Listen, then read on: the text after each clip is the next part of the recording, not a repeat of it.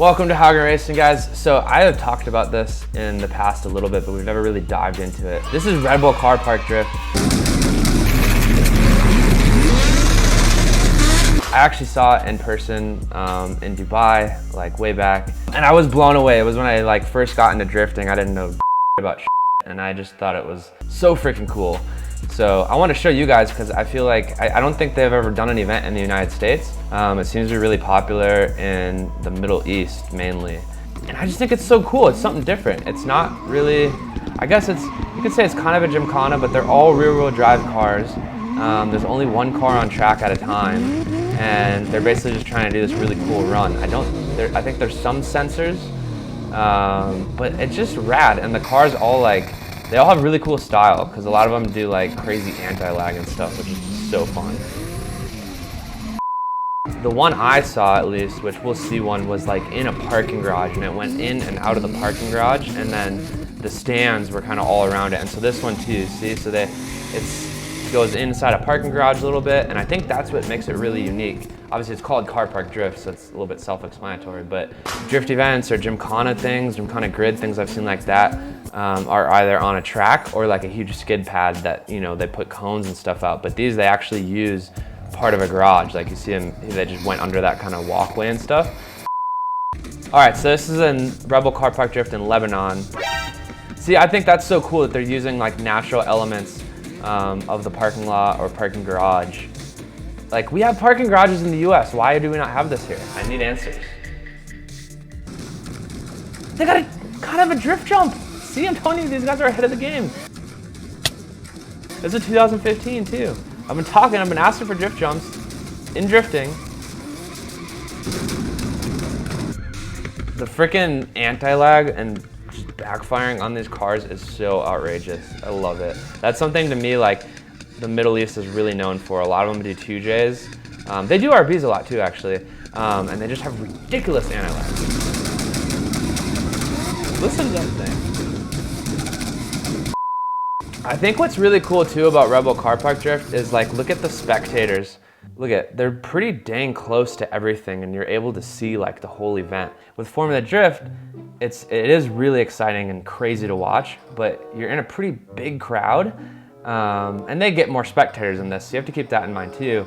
But you get really far away from the action sometimes because the track is so big and they're using so much space. Look at this thing! How is that engine still alive? That's also super sketchy. He has his wastegate dump under the car and it's throwing that much flames. Like, I mean, not only is it cool to have the hood dump, but it's also kind of for safety, because then the fire is going up outside of the car. It's not sitting underneath. And if you were to get like any kind of fuel or oil leak or anything like that, just imagine what's gonna happen. Okay, so I thought it'd be sick to see an in-car of this. It was kind of hard to find too many videos where it's really good in-car, like raw like this, but this kind of shows a perspective of like what he's having to do to kind of control this car in here. Fatty angle there. That was sick. On it, like, okay, kind of the only way to do that. He had a lot of speed. And pretty freaking fat angle going in there. That's impressive. I'm telling you guys, like, don't sleep on the drifters in Redbull car park drift. Like, they are talented. All right, so some highlights from 2013 U.A.E. Redbull car park drift. That's not something you see quite as often in 300ZX drift car. Oh, R34 gang. I'm so bad with Skylines. I'm like the super fanboy, but just with Skylines. I'm like, oh, a Skyline! Every time I see one.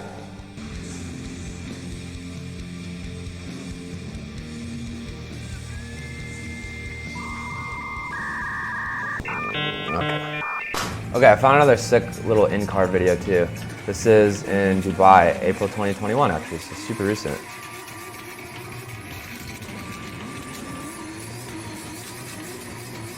The car sounds wild.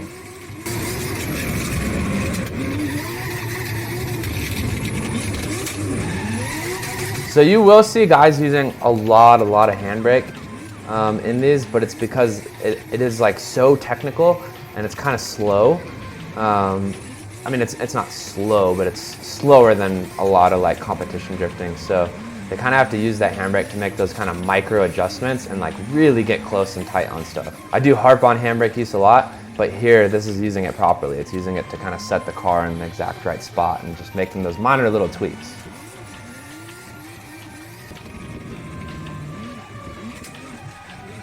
That was impressive. He went through that with speed too.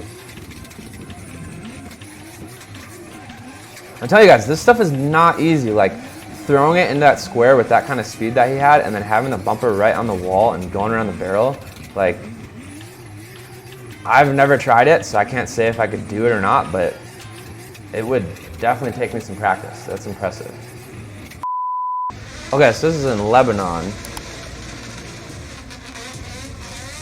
Oh, this guy's sending it in the 350Z.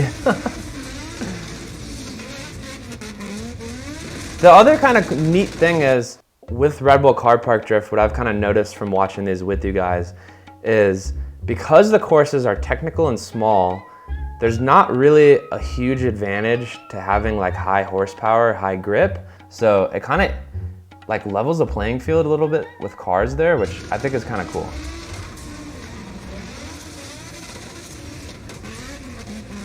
Like you could just kind of tell from the smoke level and stuff like that. I mean, that car has some power. I'm not saying it's low powered by any means, but it's definitely not on like the level of some of the other cars we've seen with like sequential transmissions and like, you know, 1,000 horsepower.